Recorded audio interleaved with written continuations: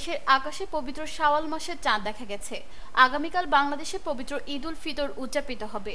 রবিবার সন্ধ্যায় বাইতুল মোকাররমে জাতীয় চাঁদ দেখা কমিটির বৈঠক শেষে ধর্ম উপদেষ্টা ডক্টর আ.ফ.ম. খালিদ হোসেন এ তথ্য জানান।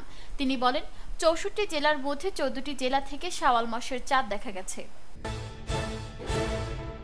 পবিত্র ঈদ উল ফিতরকে ঘিরে কোনো ধরনের নাশকতার আশঙ্কা নেই বলে জানিয়েছেন স্বরাষ্ট্র উপদেষ্টা লেফটেন্যান্ট জেনারেল মোহাম্মদ জাহাঙ্গীর আলম চৌধুরী।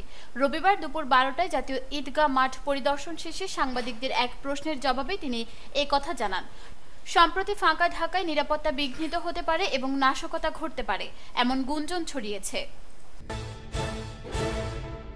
মিয়ানমারের রাখাইনে বাস্তুচ্যুত হয়ে বাংলাদেশে আশ্রয় নেওয়া ১২ লাখ রোহিঙ্গা যেন আগামী ঈদটি তাদের নিজেদের দেশে উদযাপন করতে পারেন সেই প্রত্যাশা করেছেন প্রধান উপদেষ্টা মোহাম্মদ ইউনূস। রোববার সকালে প্রধান উপদেষ্টা তার ফেসবুক পেজে রোহিঙ্গা জনগোষ্ঠীকে নিয়ে নির্মিত একটি ভিডিও পোস্ট করে এই শুভেচ্ছা দিয়েছেন।